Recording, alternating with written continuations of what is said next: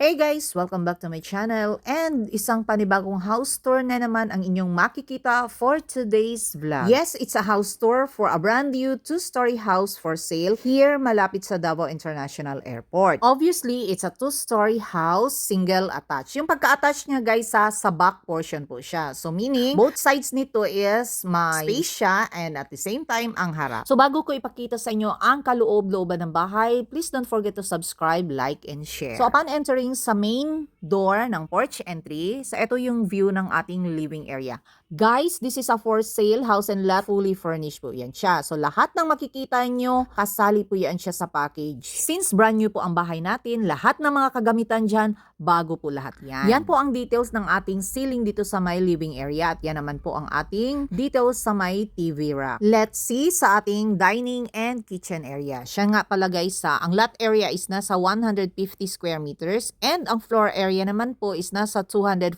square meters. Meron siyang 5 bedrooms, kasali na ang master's bedroom, 3 toilet and baths, and powder room. Dito nga pala sa ground floor, meron siyang isang bedroom with own toilet and bath and powder room. Ayan po ang details ng ating 6-seaters dining sets with all the cubiertos. So ayan naman po ang details ng ating ceiling dito sa my dining set and sa my kitchen area. Yes, the house was built in an exclusive subdivision ng Santa Lucia, which is walking distance lang po dito sa harap ng Davao International Airport. Ang maganda kasi dito sa location na ito is very accessible siya when it comes sa transportation and any business hub. Ayan po ang details ng ating kitchen. Meron siyang hanging cabinets and the lower cabinet. Ayan po ang ating fridge na double door. So ito po yung sinasabi kong powder room dito sa ground floor. Since this is a house and lot package, kasali na din ang transfer cost sa transfer of title from seller to buyer. Once pay in cash, less hassle po talaga ito sa part ni buyer kasi si seller na po lahat ang gagawa ng paraan sa proseso ng pag-change ng name nito. This is not just a first time ni seller guys ha. Here we go sa bedroom dito sa ground floor. Ang maganda kasi dito sa kwarto na ito is kung meron kayong kasamahan na matanda, yes, pwede kaayo diri. Hala, nag-vernacular language na ako. Anyway, dito sa kwarto na ito, ang size nga pala ng bed ha is a queen size of bed. Meron siyang isang built-in cabinet. So ayan ang details ng ating ceiling dito sa kwarto na ito. Ayan po ang details ng ating kwarto dito sa baba. Kung meron naman po kayong katulong, well, meron pong isang kwarto doon na pwede sa kanya. So pasukin natin ang kanyang sariling bathroom. So ayan po ang details ng toilet and bath dito sa kwartong ito. Alam nyo guys, bihira na lang po talaga yung mga house and lot package, especially sa mga brand new house na malapit sa downtown. Kasi mostly sa mga properties binibenta namin na malapit sa downtown is mga condominiums naman po. So let's go to the second floor. Hindi po kayong mabibitin sa every steps ng stairs natin kasi medyo malapad po ang mga every steps ng hagdanan natin. Dito sa second floor, meron siyang 4 bedrooms, 2 toilet and bath, family hall,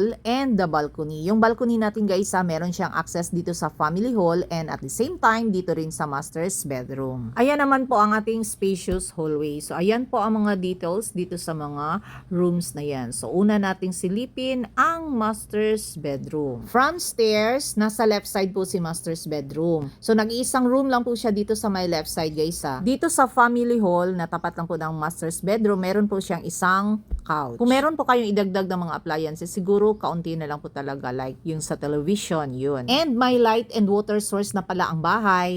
Ayan po ang door natin, access to balcony from family hall. So let's get in sa master's bedroom. Dito sa master's bedroom, ito yung unang napansin ko. Napaka-spacious ng room na ito. Yung bed ha, is a king size po yan siya. Ayan ang details ng ating ceiling. Siya nga pala guys ha, lahat ng rooms dito is meron siyang built-in cabinets and meron din po siyang split type aircon. So ayan po ang ating master's bedroom toilet and bath. Yes, wala po siyang bathtub, but then meron po itong hot and cold shower. Napansin ko lang ha, masarap talaga tambayan pag ang mga rooms is malalaki. Especially nowadays, kapag pagod ka sa trabaho or galing ka sa business, pagdating sa bahay, diretso sa kwarto, pahinga, kung meron man television doon, manonood ng TV, or others, update their social media account. Ganun na rin ang mga anak, favorite tambayan nila ang mga bedrooms nila. Sige, silipin na natin ang balcony. Access ito sa master's bedroom guys ha. Ayan po ang ating view sa balcony. Yan po makikita nyong high-rise building, yan po ang Casamira Towers or condominium. Ang back portion yan is yung LPU na school and and then dyan sa may harap po or katabi ng dome, yan po or dyan po ang JMC School. Ang daming magagandang factors na pwede nyo po i-consider ang property na ito as your prime residential po. Maliban sa malapit ito sa school, ang property na sa isang exclusive na subdivision. Malapit din po ito sa isang mall, malapit sa food chain, malapit sa pharmacy, malapit din siya sa Davao Airport,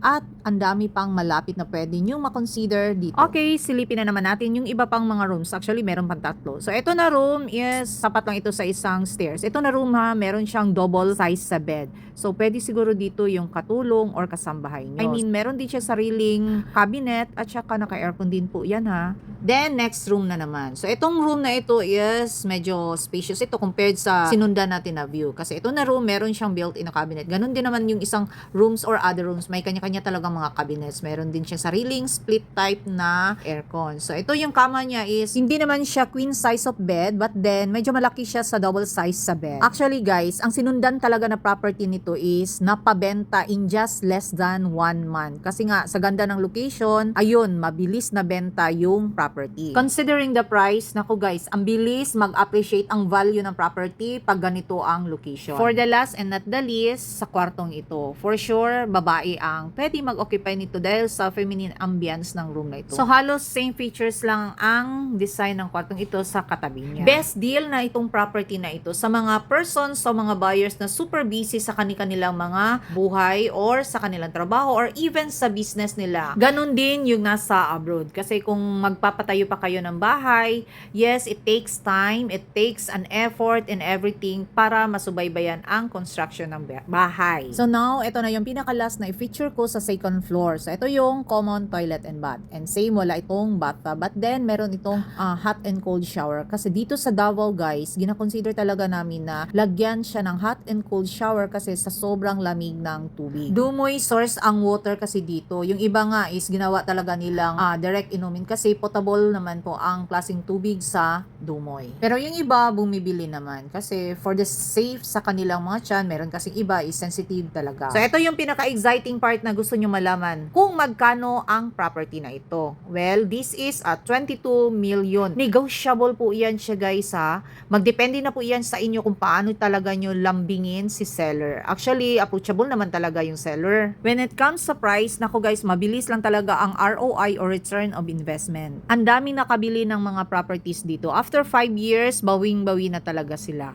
Ang dami kasing dinedevelop dito na malapit sa location na ito. Isa na dyan ha, pag open talaga ng Santa Lucia Mall, yung ibang property ha, tumaas talaga ang value. Again guys ha, this is a brand new house and lot, fully furnished house for sale. For inquiry, please feel free to send email na makikita nyo sa screen na ito. And please don't forget to subscribe, like, and share guys para sa iba pa nating mga updates sa house tour. Until my next video, bye for now!